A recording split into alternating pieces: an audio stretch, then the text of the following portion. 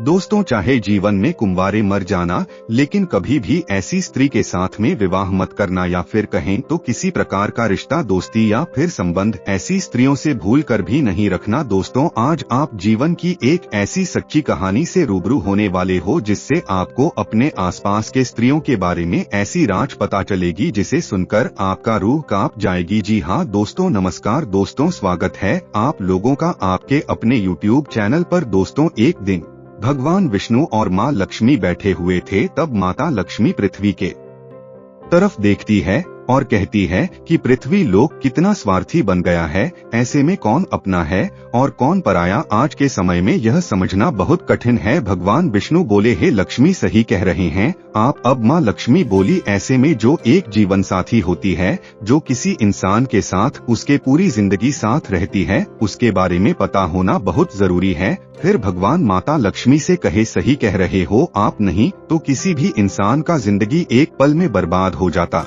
है, वह अमीर से गरीब बन जाता है। माता लक्ष्मी ने कहा, हे प्रभु, ऐसी कौन सी बात है जो हर एक इंसान को उसके विवाह से पहले पता होनी चाहिए। भगवान विष्णु कहते हैं, मैं आपको यह बातें एक कहानी के जरिए बताता हूँ, आप बस कहानी को ध्यान से पूरा सुनना, क्योंकि आधा अधूरा ज्ञान कोई काम का नहीं होता। तो चलिए, आप लोगों का समय ज्यादा बर्बाद ना करते हुए और करते हैं जीवन की एक सच्ची कहानी की तरह। लेकिन उससे पहले ही माता लक्ष्मी, जो भी दर्शक इस वीडियो को लाइक करें और चैनल को सब्सक्राइब करके कमेंट में जय मां लक्ष्मी नारायण लिखे, उन पर भगवान विष्णु और धन की देवी लक्ष्मी माता का आशीर्वाद हमेशा बना रहे। उनके घर में धन की कभी कोई कमी न रहे, उनका घर हमेशा खुशियों से भरा रहे।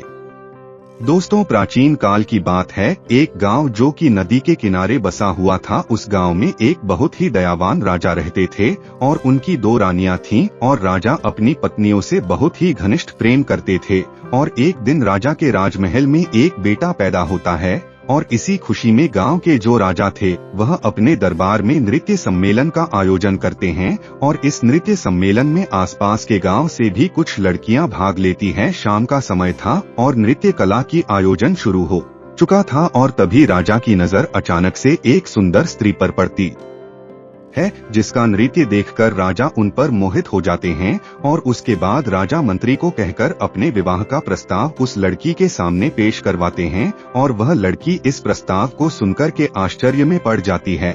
और तब वह लड़की उस मंत्री से कहती है, मुझे कुछ वक्त दीजिए, मैं सोचकर बताती हूँ। फिर कुछ दिनों के बाद राजा उस लड़की से शादी कर लेते हैं। फिर कुछ सालों के बाद छोटी वाली रानी को 2 पुत्र होते हैं। कुछ समय के बाद उनके तीनों बेटे बड़े हो गए, लेकिन दोस्तों, दूसरे वाले रानी को एक भी पुत्र नहीं था, क्योंकि उनके नसीब में कोई संतान प्राप्ति नहीं था। और तो दोस्तों, आप लोग जानते ही हैं कि राजा महाराजाओं को यह शौक हुआ करता था जंगल में शिकार का खेल खेलने का। तो जो राजा के 3 बेटे थे, उनमें से सबसे बड़ा बेटा एक दिन अपने घोड़े पर सवार होकर के जंगल में शिकार करने के लिए गया और जंगल में शिकार खेलते खेलते पूरा दिन बीत गया, परंतु उसके हाथों से एक हिरण का वध तक नहीं हुआ। उसने एक भी हिरण को नहीं मार पाया। लेकिन तभी अचानक से सामने एक बहुत ही घने जंगल में से एक पागल इंसान निकल करके आया। वह बहुत ही अजीब सा छोटा कपड़ा पहना हुआ था और उसका व्यवहार भी थोड़ा अजीब सा था। साथ ही खाने की तलाश में इधर उधर भटक रहा था और उसके कंधे पर एक तोता बैठा हुआ था। उस इंसान और तोते के बीच में बहुत ही गहरी दोस्ती थी। दोस्तों, फिर वो राजकुमार जो कि शिकार करने आए हुए थे, वो उस पागल व्यक्ति के पास जाते हैं और पूछते हैं कि आप कौन हो और यहाँ जंगल में क्यों भटक रहे हो। लेकिन दोस्तों, वो पागल व्यक्ति कुछ नहीं बोलता और उसे बहुत ही तेज की भूख लगी हो दी है, क्योंकि वह पागल व्यक्ति खाने की तलाश में था। इतने में ही राजकुमार अपने थैले में से कुछ लड्डू निकाल करके उस पागल व्यक्ति को देते हैं और भूखा व्यक्ति लड्डू को देखते ही लपक लपक कर खाने लगा। इतने में ही राजकुमार उस पागल व्यक्ति से पूछते हैं कि आखिर कौन हो आप और इस घने जंगलों में क्यों भटक रहे हो, आपका परिवार कहाँ है। यह सुनते ही उस पागल व्यक्ति के हाथ से लड्डू छूटकर जमीन पर गिर जाता है और उस पागल व्यक्ति की आंख भर आती है। वह फूट फूट कर रोने लगता है और यह सब देखकर राजकुमार बहुत हैरानी में पड़ जाते हैं और उस पागल व्यक्ति से पूछते हैं कि आप क्यों रो रहे हो। तभी उस पागल व्यक्ति के कंधे पर जो तोता बैठा हुआ था वह कहता है, मेरे मालिक अपने बेटे के कारण इस स्थिति में जंगल में भटक रहे हैं। फिर राजकुमार कहते हैं कि ऐसा क्या हुआ इनके साथ में। तब तोता कहता है, इनके पास वाले नगर में एक बहुत सुंदर लड़की है और वह इतनी सुंदर है कि नगर के सारे लोग उससे विवाह करने के लिए बिल्कुल पागल है। वह एकदम आसमान से उतरी हुई एक सुंदर प्यारी लगती है और इसका पिता एक राजकुमार है और वह अपनी बेटी की शादी करवाना चाहते हैं, परंतु वह लड़की तो शादी करने के लिए तैयार है, लेकिन उसकी एक शर्त है, वह लड़की उस इंसान से शादी करना चाहती है जो उसके प्रश्नों का उत्तर दे सके। इसलिए जो कोई शादी की इच्छा लेकर के उसके पास में जाता है वह उससे एक सवाल पूछती है और अगर कोई व्यक्ति उस सवाल का उत्तर दे देगा उसके साथ में वह विवाह कर लेगी, और अगर सवाल का उत्तर नहीं दे पाता है तो उसका शीर कटवा देती है।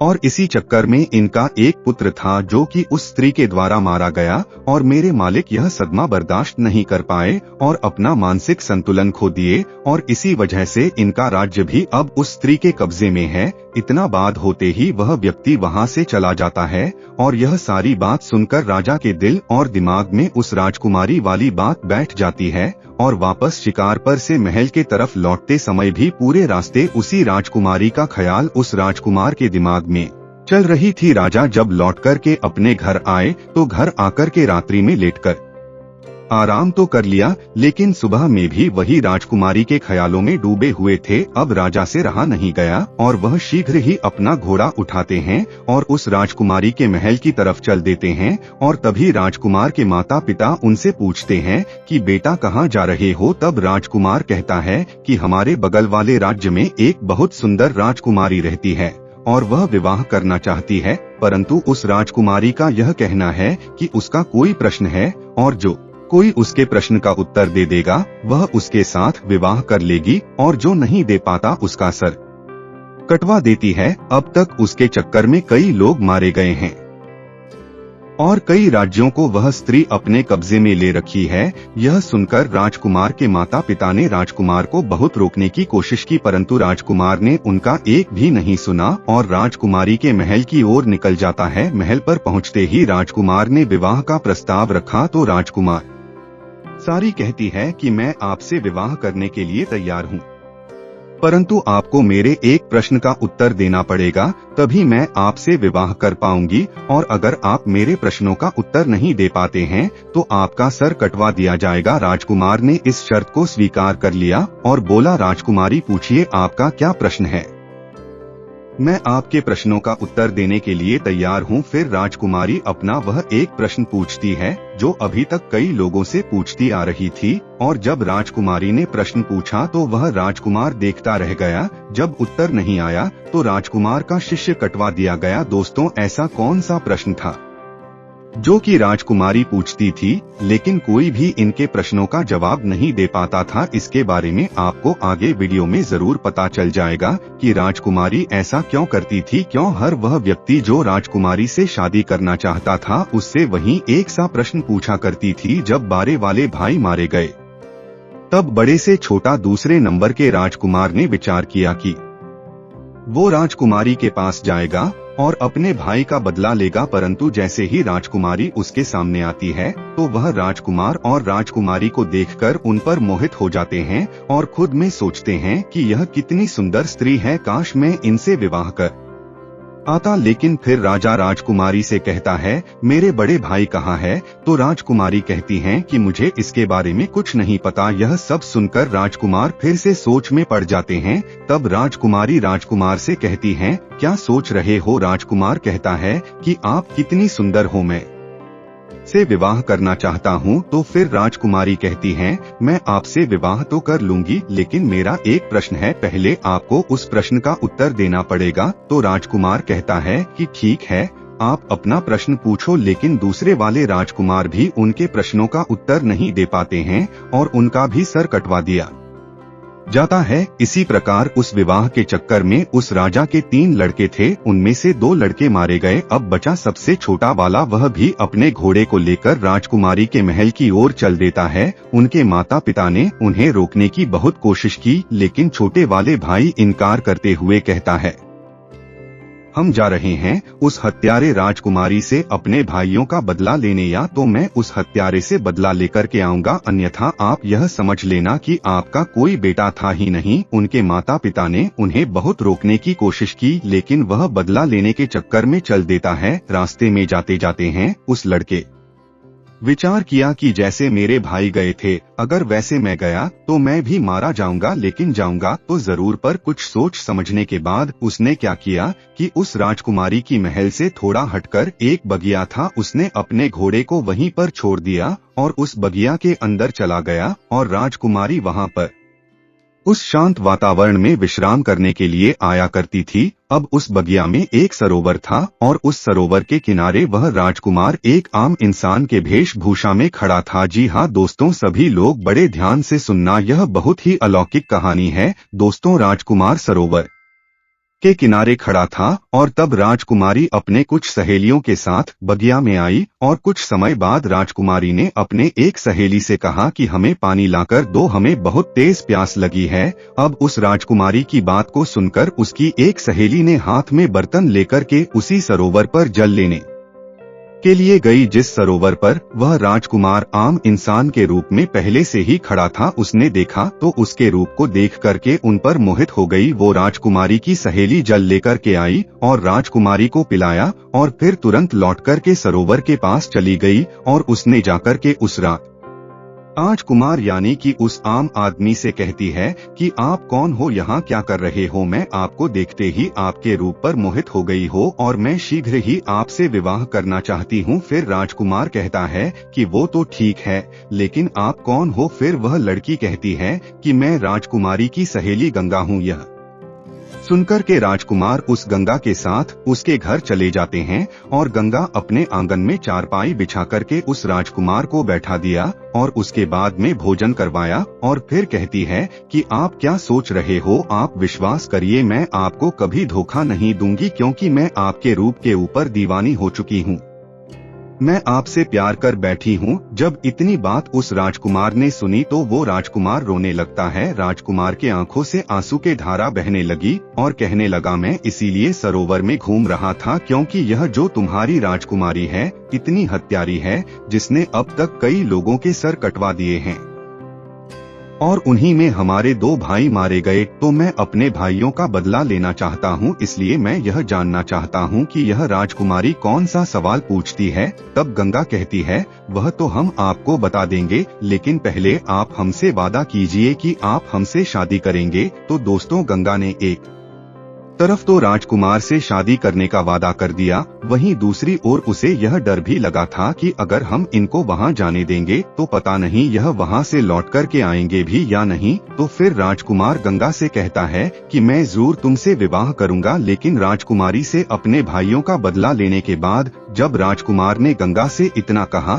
तो गंगा को राजकुमार के ऊपर विश्वास हो गया। और तब फिर गंगा ने राजकुमार को राजकुमारी के बारे में बताना शुरू किया और गंगा ने कहा कि वह हर एक इंसान से केवल एक ही प्रश्न पूछती हैं कि गोल सरोवर की यह कहानी है। तब राजकुमार ने गंगा से कहा कि आपको अगर प्रश्न पता है तो इसका उत्तर भी अवश्य पता होगा, तो आप हमें इसका उत्तर सुना दीजिए। लेकिन गंगा तुरंत हाथ जोड़ करके बोली है, महाराज, अगर मुझे उत्तर के बारे में मालूम होता तो चाहे कुछ भी हो मैं आपको इसके बारे में जरूर बताती। लेकिन गंगा कहती है, राजकुमारी के राज्य में एक साधु रहते हैं, सिर्फ उन्हीं को यह गोल सरोवर वाली कहानी पता है और उसने ही राजकुमारी को यह सलाह दी है कि अगर तुमसे कोई शादी करना चाहे तो तुम उससे गोल सरोवर की कहानी के बारे में पूछो। हालांकि यहाँ तक राजकुमारी को भी इस कहानी के बारे में कुछ भी पता नहीं होता, फिर भी राजकुमारी यह प्रश्न पूछा करती है क्योंकि वह उस साधु से प्रेम करती है। तब राजकुमार ने गंगा से कहा, चलो ठीक है, कोई बात नहीं, तुमने हमारा काम थोड़ा आसान कर दिया। अब हम जाते हैं पहले गोल और सरोवर की कहानी के बारे में पता करने की इसकी कहानी क्या है, इसलिए आप यहीं पर इंतजार करिए और हम वापस लौट कर के जरूर आएंगे। तब गंगा बोलती है, हे महाराज, गोल सरोवर की कहानी कहाँ मिलेगी आपको? मैं आपको यह बता सकती हूँ, लेकिन है वहाँ से जिंदा नहीं लौट पाओगे। राजा बोले, क्यों नहीं लौट पाएंगे? तब गंगा बोली, रास्ते में बहुत खतरा है, इसलिए आप वहाँ मत जाइए। इस जिद को छोड़िए, आप अपने भाइयों का बदला नहीं ले पाओगे।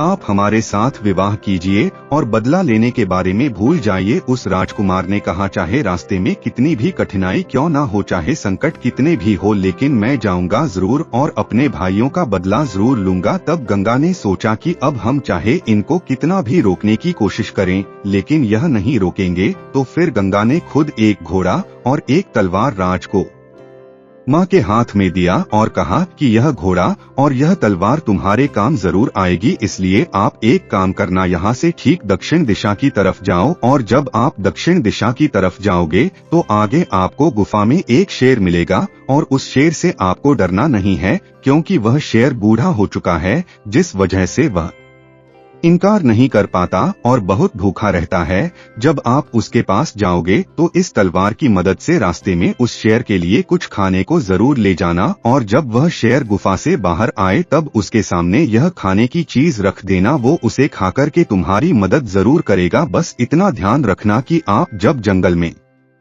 थोड़ा आगे बढ़ोगे तो आप समुद्र के किनारे पहुंच जाओगे, तो वहां से आगे आपको समुद्र के उस पार जाना होगा। और इतना कहकर गंगा राजकुमार को विदा कर देती है और राजकुमार दक्षिण दिशा में जंगल की तरफ निकल जाते हैं। जाते समय गंगा बोलती है, महाराज भूल मत जाना, लौट कर के जरूर आना, चाहे कुछ भी हो जाए।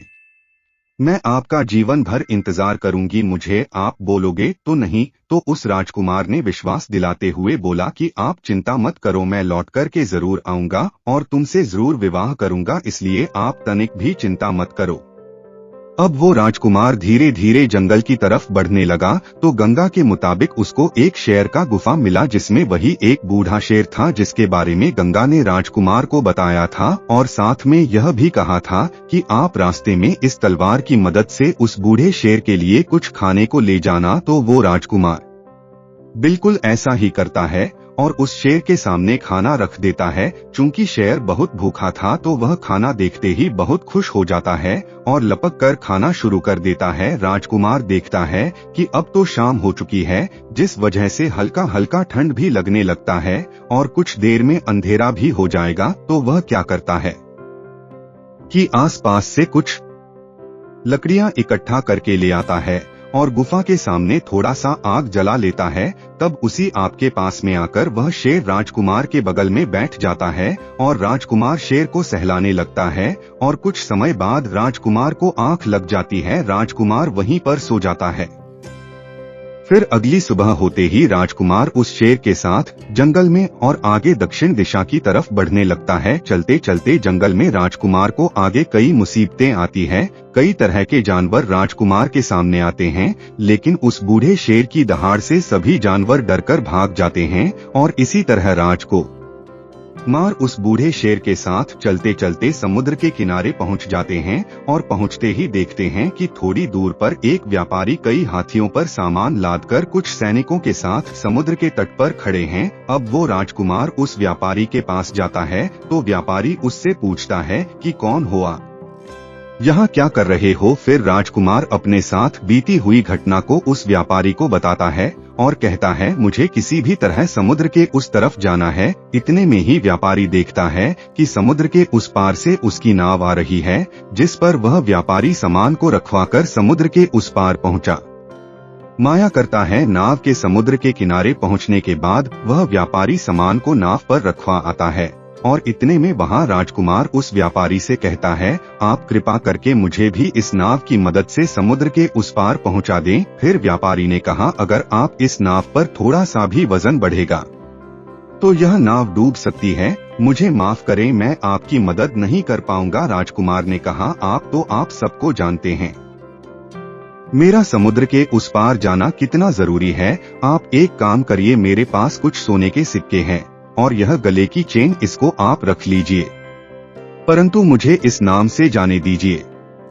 दोस्तों, वो व्यापारी बहुत ही लालची था, इसलिए वह राजा के दिए हुए सोने के सिक्के और उसकी चयन रख लेता है और नाव से सैनिक के द्वारा कुछ सामान उतरवाकर राजा को उस नाव पर जाने देते हैं और इसी तरह राजकुमार उस नाव पर बैठकर समुद्र के उस पार गोल और सरोवर की कहानी के तलाश में निकल है। ठीक 15 दिन बाद राजकुमार समुद्र के उस पार एक नगर में पहुंच जाते हैं और नगर में गोल और सरोवर की कहानी के तलाश में इधर उधर भटकने लगते हैं और देखते देखते वो राजकुमार एक राज्य में पहुंचते हैं और जिस राज्य में वह पहुंचे उस राज्य का नाम गोल होता है और वहां के राजा का नाम सरोवर था। वहां पर पहुंचकर राजकुमार देखता है कि सरोवर नाम के राजा के राज्य में नृत्य कला होता था और वहां पर कई लोग आया करते थे, संगीत बजता था, नृत्य कला होता था, सभा में चारों ओर आनंद का माहौल रहता था। और राजकुमार ने क्या किया कि उन्हीं लोगों के बीच में जाकर बैठ गया। अब 3-4 दिन लगातार वहां पर आता है और चुपचाप चला जाता है, लेकिन किसी से कुछ नहीं कहता। एक दिन सरोवर नाम के राजा की नजर उस पर गई और सरोवर नाम के राजा ने उसको उठाया। सभा के अंत में उससे कहा, मैंने आपको देखा कि आप 3-4 दिन से आते हो, ना किसी से कुछ कहते हो और ना ही किसी से को बोलते। आप इस राज्य के लगते भी नहीं, इससे पहले कभी यहाँ दिखाई भी नहीं दिए। कौन हो आप, क्या करना चाहते हो? राजकुमार को तो गोल और सरोवर की कहानी पता करनी थी और उन्हें अच्छी तरीके से पता था कि इस कहानी के बारे में सरोवर नाम के राजा को जरूर पता होगा। इसलिए राजकुमार सरोवर नाम के राजा से कहता है, महाराज मैं कुछ संगीत गाना चाहता हूँ। यह सुनकर सरोवर नाम के राजा उनसे बोलते हैं कि कौन सा संगीत? ठीक है, आप सुनाइए। और इतने में सरोवर नाम के राजा के इशारे पर पीछे से ढोल बजने लगते हैं और राजकुमार संगीत गाने लगते हैं। उस राजकुमार ने इतना सुंदर संगीत सुनाया कि पूरी सभा बैठी हुई वाह वाह करने लगी। राजा खुश हो गया और राजा ने खुश होकर के बोला, हम तुम्हारे इस गायकी से इतने खुश हैं कि आप चाहे तो कुछ भी मांग सकते हो। आप जो मांगोगे हम आपको जरूर देंगे, यह हमारा वचन है। फिर राजकुमार कहने लगा, महाराज ऐसा ना हो मैं मांगो और आप अपना पैर पीछे खिसका ले, इसलिए एक काम कीजिए, आप रहने दीजिए। जो कुछ भी है वह ठीक है और जैसे भी है ठीक है, हम जैसे हैं अच्छे हैं। तो उस राजा ने कहा, नहीं आप मांगो, ऐसा कुछ नहीं है, आप जो कहोगे वह हम आपको देंगे, आपकी जो इच्छा हो वो आप मांग ना। अब उस राजकुमार ने कहा है, महाराज मुझे कुछ नहीं चाहिए, मुझे केवल आप गोल और सरोवर की कहानी बता दीजिए। उस सरोवर नाम के राजा को पसीना आ गया। जो सरोवर नाम का राजा था उसने कहा, तुमने यह क्या मांग लिया? तुम मुझसे मेरा पूरा साम्राज्य मांग लेते, वह भी मैं तुम्हें दे देता, लेकिन तुमने मुझसे यह कैसा सवाल पूछ लिया? इसकी कहानी मैं जानता हूँ लेकिन मैं वह तुम्हें बता नहीं सकता। तभी राजकुमार ने कहा, महाराज कुछ समय पहले आपने ही तो यह कहा था कि आप जो मांगोगे हम आपको वह दे देंगे, इसलिए आप केवल मुझे वही गोल और सरोवर की कहानी सुना दीजिए कि आखिर इस कहानी का क्या राज है। अब महाराज अपने ही दिए हुए वचनों में फंस जाते हैं और कहने लगे, अगर तुम्हारी यही इच्छा है, बार बार तुम यही जिद कर रहे हो, तो मैं तुम्हें गोल और सरोवर की कहानी तो सुना दूंगा, लेकिन ध्यान रखना कहानी खत्म होने के तुरंत बाद हम तुम्हारा सिर कटवा देंगे। अगर तुम इस बात पर राजी हो तो हम तुम्हें गोल और सरोवर की कहानी बताते हैं कि आखिर गोल और सरोवर की कहानी क्या है। राजकुमार ने कह दिया, ठीक है, मेरा सर काट लेना, लेकिन आप कहानी जरूर सुना देना। बोले, ठीक है, हम तुम्हें जरूर सुनाएंगे। तब महाराज मंत्रियों को इशारा दिया और नौकरों को भी इशारा दिया। अब नौकर चले हैं कारावास की तरफ। राजकुमार वहीं बैठा हुआ देख रहा है। तब नौकर क्या लेकर के आए कि एक लड़की है, वह बहुत सुंदर है, उसके शरीर पर फटे पुराने वस्त्र है और उसके हाथों में पैरों में बेड़ियां पड़ी हुई है। वह चल नहीं पा रही थी और इसीलिए नौकर लोग मार लगाते हैं। अब वो राजकुमार देखता रह गया, यह क्या है, मेरी समझ में नहीं आया। तब तक उस लड़की को लाकर के सरोवर महाराज के सामने खड़ा कर दिया। अब राजकुमार के सामने उस सरोवर नाम के राजा ने कहानी शुरू की। तुम सुनना चाहते थे गोल सरोवर की कहानी क्या है, तो सुनो, मेरा ही नाम है सरोवर, राजा मैं ही हूँ। वह सरोवर और गोल यह लड़की है जो तुम्हारे सामने हथकड़ी और बेड़ियों में जकड़ी हुई है। राजकुमार कहने लगा, महाराज आप सरोवर और यह लड़की गोल, इसका मतलब यह आपकी ही कहानी है? महाराज ने बोला, हाँ यह मेरी ही कहानी है। राजकुमार ने कहा, फिर तो आपसे अच्छी तरह और कौन बता सकता है? महाराज बोले, सुनो हमारी कहानी क्या है। मैं विवाह से पहले एक बार जंगल में शिकार खेलने के लिए गया था, तो वहाँ यह लड़की अपनी सहेलियों के साथ बगिया में बैठी हुई थी। ये सब बातें उस सरोवर नाम का राजा समझा रहा है कि उस दिन में घूमते घूमते बगिया में पहुंचा तो हमारी नजर इस स्त्री के ऊपर पड़ी। यह गोल नाम की लड़की जो तुम्हारे सामने खड़ी है, इसकी नजर हमारे ऊपर पड़ी और इसे देखकर हम इस पर मोहित हो गए और हमें देख करके यह भी हम पर मोहित हो गई। मैं इस स्त्री के रूप पर इतना मोहित हो गया कि मैं इसके रूप का दीवाना हो गया। अब क्या बताएं, इस लड़की को देखकर हम तो कुछ नहीं बोल पाए, लेकिन उससे पहले ही इस लड़की ने मुझे अपने पास बुला लिया और कहा, कौन हो आप, कहां से आए हो, क्या नाम है तुम्हारा और क्या देख रहे हो। तो फिर मैंने उलझी हुई आवाज में से जवाब दिया, मेरा नाम सरोवर है और मैं इस राज्य का राजा हूँ। और आप कह रहे हो कि क्या देख रहे हो, तो आप इतनी सुंदर हो कि ऐसा लगता है हम आपको ही देखते रहे। तो इससे पहले कि मैं इस लड़की से कुछ पूछता, तब तक में इस लड़की ने हमसे पूछ लिया कि क्या आप मुझसे शादी करोगे। जो बात मेरे दिल में थी वह इसने कहा तो मैं बहुत खुश हो गया। अब यह लड़की मुझे साथ में लेकर के अपने घर पहुंची। अपनी माँ से जाकर कहने लगी कि माँ, मैं अगर विवाह करूंगी तो इसी के साथ मैं करूंगी, अन्यथा मर जाऊंगी। माँ बाप ने बहुत समझाया कि बेटा, इनके घर खानदान का कोई पता नहीं कि यह कहाँ के रहने वाले हैं, इसका कुछ पता नहीं है। और उसकी माँ कहती है कि एक अजनबी के साथ मैं तुम्हारा विवाह कैसे करा सकती हूँ। तब महाराज कहता है, उस समय वह लड़की बार बार अपने माता पिता से विलय करने लगती है और खाना पीना तक छोड़ देती है। अब इसके जिद के सामने इसके माता पिता मजबूर होकर के इसका विवाह मेरे साथ करवा दिए। और फिर वह सरोवर महाराज राजकुमार से कहता है, जरा ध्यान से इस कहानी को सुनना, क्योंकि इस कहानी में आप बहुत ही राज खुलने वाला है हो। यह है कि इस लड़की का विवाह जब मेरे साथ हो गया, तब विदा होकर के मेरे साथ मेरे घर के लिए आ रही थी। तो रास्ते में यह बहुत ही प्रसन्न थी और मुझसे कह रही थी, मुझे मेरे मन चाहे पिए मले मिले हैं और मैं खुद दुखी रह सकती हूँ, लेकिन आपको कभी दुखी नहीं रहने दूंगी। और कहती थी कि मैं खुद संकट में रह सकती हूँ, लेकिन आपने कभी आंच नहीं आने दूंगी और अपने पिया से हमेशा लगाव बनाकर रखूंगी। ऐसे ही करके हम अपने घर पहुँच गए और इसे अपने घर ले आए। और अब तो हम इसके प्यार में इतने पागल हो गए कि सब कुछ भूलते जा रहे थे। हम अपना राज्य का दरबार भी समय से पहले बंद करके घर पहुंच जाते थे। ऐसे ही कुछ दिनों तक चलता रहा और कुछ दिनों के बाद से जब घर लौटकर स्त्री के पास आते थे तो पता नहीं क्यों हमें बहुत जोर की नींद आ जाया करती थी। और एक दिन ऐसा होता है कि हमेशा की तरह यह स्त्री मुझे खाना बना करके दी, परंतु उस दिन मुझे थोड़ी सी भी भूख नहीं थी, इसलिए मैंने खाना नहीं खाया और जिससे मुझे नींद भी नहीं आ रही थी। मैं उस दिन अपनी आंखें बंद करके लेटा रहा। फिर ये मेरे पास से उठ करके चली गई। मुझे शक हुआ कि यह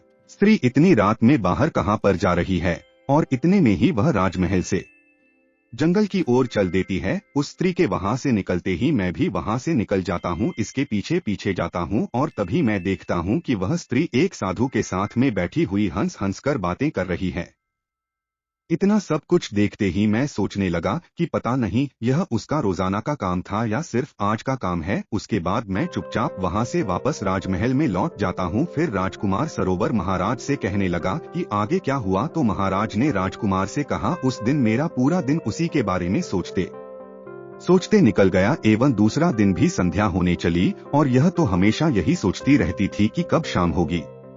अगले दिन इसने खाना बनाया और मुझे दिया, लेकिन उस दिन हमने जानबूझकर खाना नहीं खाया। मैंने निर्णय किया कि आज चाहे कुछ भी हो जाए लेकिन सोएंगे नहीं। फिर देर रात तक उससे बातें करते रह गए एवं इतने में उस स्त्री ने कहा कि पिया, अब बहुत ज्यादा रात हो चुकी है, आप सो जाइए। तब मैंने यहाँ आंखें बंद करके सोने का नाटक किया और तब यह स्त्री उसी साधु के पास चली जाती है। फिर मैं भी उसके पीछे पीछे गया तो मैं देखता हूँ कि वह साधु हाथ में डंडा लिए उस स्त्री से बहुत ही गुस्से में कहता है कि आज तुम्हें यहाँ पर आने में इतना समय क्यों लग गया, कहाँ थी इतनी देर तक। फिर वह स्त्री हाथ जोड़ करके साधु से क्षमा मांगते हुए कहीं, मेरे पिया आज विलंब से सोए थे इसलिए मुझे आने में इतनी देर हो गई। फिर स्त्री ने साधु से कहा कि अगली बार से ऐसा कभी नहीं होगा, क्योंकि अगली बार मैं उसके खाने में जहर देकर के उसे सदा के लिए सुला दूंगी और आपके पास आ जाऊंगी। और जैसे ही मैंने उसके मुख से यह बात सुनी, मुझे बहुत ही तेज पसीना आने लगा और मैं घबरा गया।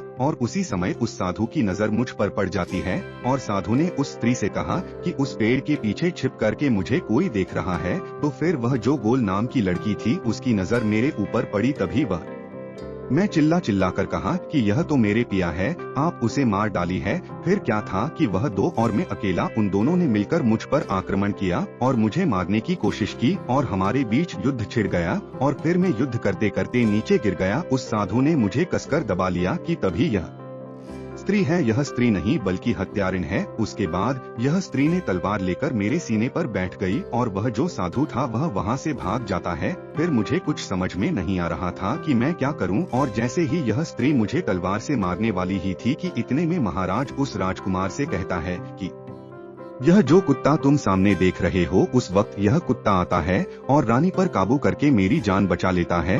और जो वह साधु था वह समुद्र के उस पार मेहर नाम के राजकुमारी के राज्य में जाकर छिप गया है। राजकुमार को महाराज की पूरी बात समझ में आ गई और महाराज कहते हैं कि यह थी पूरी गोल और सरोवर की कहानी। अब मैं अपने वादे के अनुसार पूरी कहानी तुम्हें सुना दिया। अब तुम्हें इस वादे के अनुसार अपना सर कटवा। इतने में राजकुमार ने कहा कि महाराज आप मेरा सर काट लीजिएगा, लेकिन उससे पहले मुझे यह बता दीजिए कि उस रानी ने उस साधु को अपने राज्य में क्यों छिपने दिया। आखिर उस राजकुमारी ने उस साधु को अब तक क्यों छिपा करके रखा है। और जब राजकुमार ने ये कहा तो अब सरोवर महाराज जो है वह अपने ही दिए हुए वचनों में फंस गया एवं इस सवाल का जवाब नहीं दे पाने के कारण राजकुमार को छोड़ दिया और कहा मैं तो तुम्हें छोड़ दे रहा हूँ, लेकिन आज के बाद मेरे इस राज्य में कभी नजर नहीं आना। राजकुमार यह सब सुन के उस मेहर नाम के राजकुमारी के महल की ओर चल देते हैं। कुछ दिनों के बाद जब राजकुमार मेहर नाम के राजकुमारी के महल में पहुंचते हैं तो राजकुमारी से कहते हैं मुझे आपसे विवाह करना है। फिर मेहर कहती है आपको पहले मेरे एक प्रश्न का जवाब देना पड़ेगा, तभी मैं आपसे विवाह करूंगी, और अगर आप जवाब नहीं दे पाते हैं तो आपका सर कटवा दिया जाएगा। दोस्तों अब राजकुमार को तो पहले से ही पता था कि राजकुमारी क्या प्रश्न करने वाली है, इसलिए राजकुमार ने शर्त स्वीकार कर लिया और कहा हाँ पूछो क्या प्रश्न है तुम्हारा। मैं तुम्हारे प्रश्नों का उत्तर देने के लिए तैयार हूँ, लेकिन तुम शायद इस कहानी को सुनने के बाद अपने क्रोध पर काबू नहीं ही कर पाओगे। अब राजकुमारी सोचती है कि आखिर ऐसा क्या है इस कहानी में जिसे सुनकर मैं क्रोधित हो जाऊंगी। राजकुमारी इस बात पर ध्यान नहीं देते हुए राजकुमार से कहती है कि आप कहानी सुनाओ, क्योंकि राजकुमारी उस साधु के प्रेम में अंधी होती है। अब राजकुमार कहानी सुनाता है और जैसे ही कहानी पूरी होती है तो राजकुमारी कहने लगी ऐसा क्या था इस कहानी में जो मुझे क्रोध आता। राजकुमार बोले जिस साधु के प्रेम में तुम अंधी हो वह वही गोल सरोवर वाला साधु है जो वहाँ से भागकर समुद्र के इस पार तुम्हारे पास आकर छिपा हुआ है। अब मेहर को विश्वास नहीं होता और वह तुरंत राजमहल से निकलकर अपने राज्य में उस साधु के यहाँ पहुँचती है और उसमें हर के साथ पीछे से वह राजकुमार भी जाता है और मेहर उस साधु से पूछती है कि तुम कौन हो। साधु घबरा जाता है और कुछ बोल नहीं पाता। इतने में राजकुमारी समझ जाती है कि यह पक्का वही इंसान है। अब राजकुमारी उस साधु से कहती है तुम्हारे चक्कर में कई लोगों का सर कटवाया गया, तुम खुद सभी लोगों को जंगल में ले जाकर के सर कटवाए हो, आप तुम्हें भी सजा मिलेगी, तुम्हारा भी राज्य के सभी लोगों के सामने कटवाया जाएगा। इतने में साधु बोलता है राजकुमारी मुझे माफ कर दो, मैंने किसी का जान नहीं लिया, वो सभी लोग अभी भी जिंदा है। तब वो राजकुमार जो मेहर के साथ आया था उस साधु से पूछता है कि कहाँ है सभी लोग, तुम मुझे जल्दी से बताओ। अब वह साधु में है और राजकुमार को जंगल में एक ऐसी जगह पर लेकर जाता है जहाँ पर वह सभी लोगों को कैद करके रखा था। राजकुमार सभी लोगों को वहाँ से आजाद कराता है और उनके दोनों बड़े भाई भी मिल जाते हैं और राजकुमारी साधु को हमेशा के लिए उसी कैद में बंद कर देती है। तब राजकुमारी से कहते हैं आपका बहुत धन्यवाद, आज आपके वजह से मैं अपने भाइयों से मिल पाया। जहां मुझे लग रहा था कि मेरे दोनों बड़े भाई कब के मर चुके हैं। और इतना बोलने के बाद राजकुमार राजकुमारी को समझाते हुए कहते हैं तुम एक बात का हमेशा ध्यान रखना कि जीवन में कभी भी किसी इंसान को दूसरे पर विश्वास नहीं करना चाहिए जब तक कि आपको उस दूसरे इंसान के बारे में पूरी जानकारी नहीं हो, क्योंकि ज्यादातर इंसान के अंदर खुद के लिए स्वार्थ छुपा होता है। राजकुमार कहता है जब कोई इंसान कभी कभी किसी परिस्थिति में चतुराई या चालाकी दिखाता है या दूसरों को बेवकूफ मानते हुए कोई अभिनय ढोंग पाखंड करता है तो इसे त्रिया चरित्र कहते हैं। कि कैसे जब एक इंसान को अपना स्वार्थ दिखने लगता है तो वह अपने लोगों को भी बेवकूफ बनाकर अपना स्वार्थ को पूरा करता है और उसके साथ रहें आने वाले लोगों को इसके बारे में भनक तक नहीं लगता कि यह स्त्री या पुरुष त्रिया चरित्र की खेल कर रहा है। आज के टाइम में हर दूसरा लोग त्रिया चरित्र कर रहा है जिसके अंदर थोड़ा सा भी स्वार्थ है। इसलिए दोस्तों जो आपके दिल के करीब है उसके बारे में आप पूरी जानकारी रखिए कि उसके अंदर खुद को लेकर कोई स्वार्थ नहीं छुपा है, और अगर ऐसा है तो आप उनसे थोड़ा दूर ही रही है, क्योंकि ऐसे में आपको जिंदगी कि हर एक कदम पर धोखा ही मिलेगा, क्योंकि एक स्वार्थी इंसान अपने स्वार्थ के लिए जिंदगी में कुछ भी कर सकता है। और राजकुमारी में हर से इतना कहने के बाद वो राजकुमार अपने भाइयों के साथ महल की ओर चल देता है। और फिर कुछ दिनों के बाद राजकुमार अपने वादे के मुताबिक गंगा लड़की से विवाह कर लेता है और अपने सभा में सभी लोगों के सामने कहता है कि स्त्री चेहरे से नहीं बल्कि दिल से सुंदर होनी चाहिए, क्योंकि अगर किसी महिला का दिल साफ है तो आप अपना जीवन खुशी खुशी जी पाएंगे। लेकिन अगर वहीं कोई लड़की देखने में बहुत सुंदर है लेकिन उसका चरित्र खराब है या फिर कोई भी कमी है तो आपको जीवन में आगे जाकर बहुत सी परेशानियों का सामना करना पड़ सकता है, और जिससे आप यही सभी समस्याएं में उलझे रह जाओगे और जीवन में कुछ नहीं कर पाओगे। आपका जीवन कष्ट से भरा रहेगा। दोस्तों, सच्ची श्रद्धा से कमेंट में जरूर लिखे जाएं। लक्ष्मी नारायण, जय सिया राम, जय हनुमान। साथ ही देवों के देव हर हर महादेव सदैव आप पर अपनी कृपा बनाए रखें। दोस्तों, वीडियो पसंद आई हो तो वीडियो को लाइक करें, चैनल को सब्सक्राइब करें और अपने ऐसे दोस्तों के साथ शेयर जरूर